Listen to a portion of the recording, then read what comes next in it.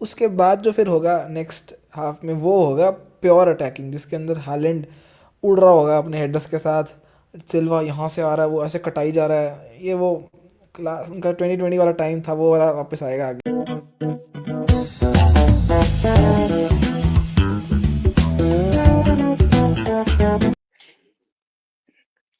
Welcome back to the channel guys, it's time for another video. आज का topic है Manchester derby. Entertaining हो जाए to say the least. Manchester United have been underdogs पिछले काफी सालों से।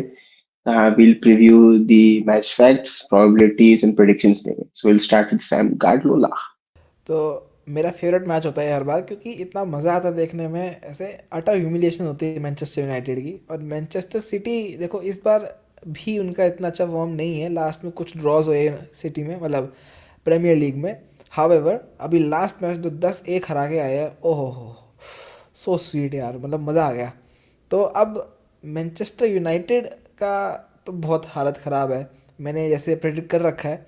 और जैसे मेरा लास्ट टाइम प्रोडिक्शन में सही गया था 3-2 का, मेरा ये प्रोडिक्शन में सही जाएगा कि मैनचेस्टर यूनाइटेड 10th पोजीशन पे आएगी।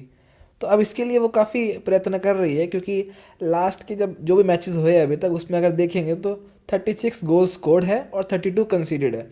इतना बुरा है ये स्टैटिस्टिक। अगर इसको अपने रैंक करें, अगर इसको कंपेयर करें सिटी के साथ जो है 45 गोल स्कोर्ड विद 19 कंसीडेड, तो मतलब क्वेश्चन है नहीं कि सिटी हारेगी बिल्कुल भी।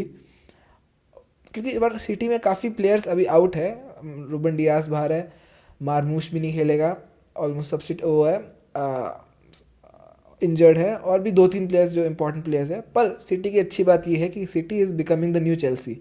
उसमें क्या डीप बैकलाइंस है, क्या डीप उसकी सब कुछ, स्क्वाड बहुत डीप है।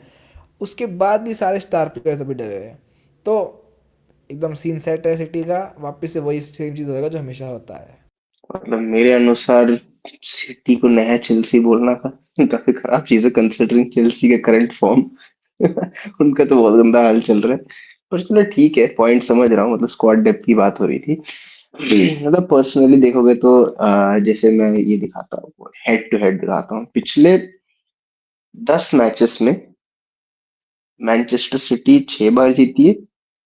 मैनचेस्टर सिटी 5 बार जीती है, मैन यूनाइटेड 3 बार जीती है और 2 ड्रॉस हुए हैं। पर ये कंपेयर करोगे तुम पिछले बस 5 मैचेस में, तो 2 ऑल है और एक ड्रॉ हुआ है। तो देखोगे तो ये मैचेस तो क्लोज ही होते, इरिस्पेक्टिव मैनचेस्टर यूनाइटेड कितना खराब फॉर्म है, खराब स्क्वाड, उससे फर्क ही नहीं पड़ता। ये बहुत इंपॉर्टेंट चीज है कंसिडरेशन में रखने के लिए, क्योंकि देखो डार्बी तो डार्बी होती है, कोई भी जीत सकता है, कोई पॉइंट नहीं होता।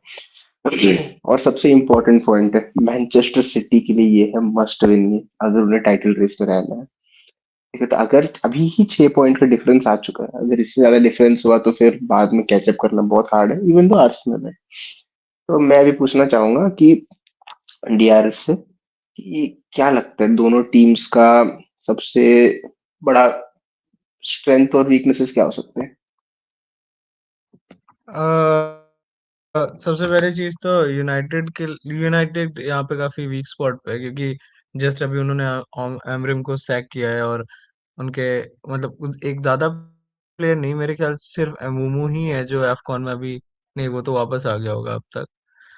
तो मतलब उनके अभी प्लेयर सेटल्ड भी नहीं है, उनका मैनेजर भी चेंज हुआ है, तो वो अभी काफी बैकफुट पे है। उनके डिफेंस लाइन के 2-3 प्लेयर इंजर्ड हैं। मैगवायर का थोड़ा डाइसी सा है कि वो स्टार्ट करेगा नहीं करेगा।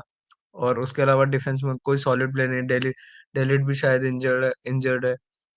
तो यहाँ यूनाइटेड बैकफुट पे जाएगी। बट सिटी के साथ एक चीज है कि उनके लिए मस्ट विन गेम है, तो काफी डेस्परेट होंगे ये गेम जीतने के लिए, काफी अटैकिंग से खेलना चाहिए उन्हें। पर अब वही है कि अगर अब वो तो ड्रॉ भी नहीं अफोर्ड कर सकते, अगर मान लीजिए उन्होंने ड्रॉ कर लिया, और फिर आर्सेनल के अगले मैचेस पे बहुत डिपेंड करेगा चीजें। ऑल तो हम सबको लगता है कि आर्सेनल बॉटल कर सकती है, करेगी।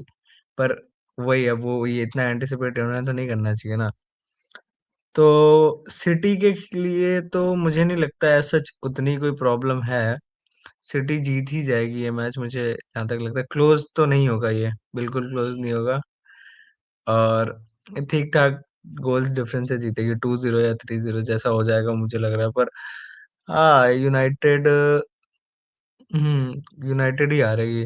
बाकी तो यही है दोनों में। देखो तो पॉइंट तो वैलिड है कि यूनाइटेड और चेल्सी टीम में बहुत फर्क है करंटली। और जितने साइनिंग सिटी ने करी है जैसे कि गुएली है और एक और कौन, सेमेन्यू जो काफी अच्छा फॉर्म में, जीतना तो सिटी को ही चाहिए। चेरकी इनफैक्ट। नहीं मतलब अभी जनवरी ट्रांसफर विंडो में।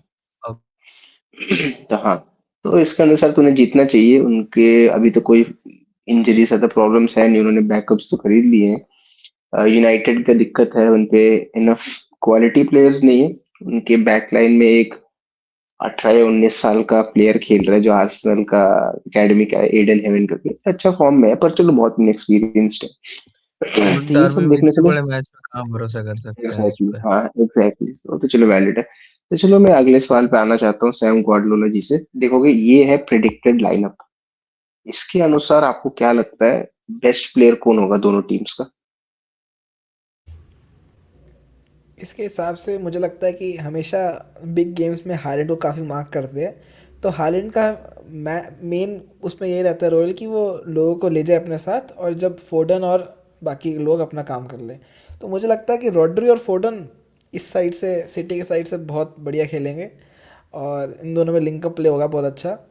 और बाकी उस साइड देखें तो एम्बूमू का ही लग रहा है, क्योंकि वो साइड वो एक्सप्लॉइट कर सकता है, क्योंकि वो साइड में थोड़े से मुझे लग रहा है कि हो सकता है एक्सप्लॉइट, काफ़ी स्पेस भी मिल जाएगा उनको।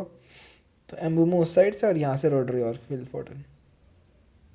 वैलिड है वो। देखो पर्सनली तो मेरे को लगता है कि देखोगे तो कोनिया ही सबसे अच्छा प्लेयर है मैन यूनाइटेड के पिछले काफी मैचेस में। वही गोल्स मारता है, वही पासेस देता है। ब्रूनो फर्नांडिस भी है, पर ब्रूनो फर्नांडिस को थोड़ा क्या बोलते हैं ड्रॉप बैक करना पड़ता है प्ले अप में हेल्प करने के लिए। तो कोनिया सबसे बेस्ट प्लेयर होगा मेरे अनुसार मैन यूनाइटेड का।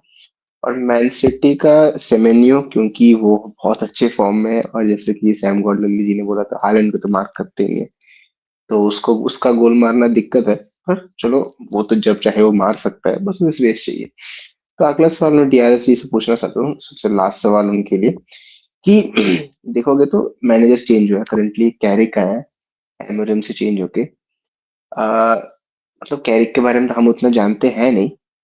आपको क्या लगता है कि man United defensive game play दिखाएगी या फिर अटैकिंग खेलेगी? मुझे लगता है कि मतलब ऑल्दो कि सिटी बहुत डेस्परेट होगी जीतने के लिए, तो वो तो अटैकिंग खेलने ही वाले हैं। तो अ, हम कुछ कह नहीं सकते। हो सकता है कि ये ड्रॉ के लिए खेले, पर अटैकिंग भी खेल सकते हैं, काउंटर अटैकिंग सा भी खेल सकते हैं। पर अब पर United more of a counter attacking type team है। इतना होल्ड अप प्ले तो इनमें है नहीं कि ये डिफेंसिव उतना लो ब्लॉक खेल पाए। ना ही इन पे अभी इतनी क्वालिटी डिफेंडर्स हैं। तो मुझे लगता है अटैक काउंटर अटैकिंग के लिए जाएंगे ये, क्योंकि कूनिया है और एम्बुमो वापस आया है, ब्रूनो है, तो ये उस चीज को एक्सप्लॉइट करेंगे। अब आप कहाँ भाई राइंडर्स और समेनो और फोडन सबको एक साथ कैसे डिफेंड कर पाओगे इतना। भी वैलिड, वो भी चलो वो भी वैलिड ही है। चलो अगला हम सैम गॉर्डोन जी पे आते हैं कि आपको क्या लगता है मैन सिटी अपनी पोजेशनल टाइप ऑफ गेम प्ले बदलेगी मैन यूनाइटेड के लिए, कि क्या डायनामिक चेंजेस करेगी उनके अगेंस्ट खेलने के लिए? देखो फर्स्ट हाफ में तो पूरा वही अपना क्लासिक गेम प्ले चलेगा कि बैक पासेस, पोजीशन होल्ड करना, और 65-35 का पोजीशन रहेगा। उसके बाद अगर उस टाइम तक गोल नहीं आता, अगर उस टाइम तक हमको कंसीड कर लेते हैं, उसके बाद जो फिर होगा नेक्स्ट हाफ में, वो होगा प्योर अटैकिंग, जिसके अंदर हालैंड उड़ रहा होगा अपने हेडर्स के साथ। सिल्वा यहाँ से आ रहा है, वो ऐसे कटाई जा रहा है, ये वो क्लास उनका 2020 वाला टाइम था, वो वाला वापस आएगा आगे। तो यही रहेगा मुझे लगता है कि अपना गेम प्ले चेंज नहीं करेंगे, क्योंकि लास्ट टाइम जब चेंज किया था, मुझे याद है मेरे सामने जब चेंज हुआ था, चेल्सी के सामने हुआ था, और फाइनल हार गए थे हम। तो चेंज नहीं करना चाहिए। चलो वो तो वैलिड है। मेरे अनुसार तो ये जो प्रेडिक्टेड लाइनअप ये नहीं होगा। और हाँ मैन सिटी शायद दो डिफेंसिव मिडफील्डर सब खेले, हो सकता है। मतलब राइंडर्स भी टू सम एक्सटेंट है वैसे होल्डिंग, पर चलो मेरे मेरे अनुसार वो चेंज लगता है। चलो will finish by giving our predictions. Yes जी, आपको क्या लगता है? 2-0 में सिटी जीतेगा। सैम गॉर्डोना? मैं बड़ा अनफॉर्चुनेटली कहना चाह रहा हूँ कि मैं डीबीएस से वो हूँ, समझौते में हूँ, क्योंकि मेरे को भी 2-0 लग रहा है। चलो वैलिड है, बढ़िया मेरे है को तो बढ़िया है। पर्सनली लगता है कि 1-1 ही होगा, क्योंकि ऐसे मैचेस बहुत क्लोज जाते हैं। मैन यूनाइटेड को भी थोड़े बहुत वापस आना बहुत अच्छी चीज है, पर उसके अलावा तो सब ठीक है। तो 1-1 है मेरा प्रिडिक्शन। एंड अब ऑन मेरा दैट तो जो नोट विल एंड। से तो पहले एक मिनट क्वेश्चन तो है इसका दिव्येश जी मतलब से। तुम्हें लग रहा है ड्रॉ होगा तो टाइटल रेस पे ड्रॉ से भी क्या इफेक्ट पड़ेगा? सबसे बड़ा इफेक्ट तो यही है कि अगर अब तो पूरा आर्सेनल के ऊपर ही है, क्योंकि आर्सेनल मत रहा, खत्म है उनका खेल। पर मेरे को नहीं लगता इस सीजन तो आर्सेनल का ही है। मेरे को लगता है कि अगर बारसा चैंपियंस लीग नहीं जीती तो आर्सेनल चैंपियंस लीग और प्रीमियर लीग दोनों ले जाएगी। ये बोल्ड है, काफ़ी बोल्ड प्रोडिक्शन है।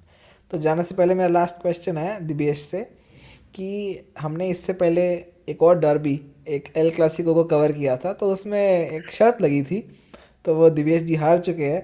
तो अब उनको नेक्स्ट वीडियोस में हमारे लिए कुछ करना पड़ेगा। तो अब हम इसको डिसाइड कर लेते हैं।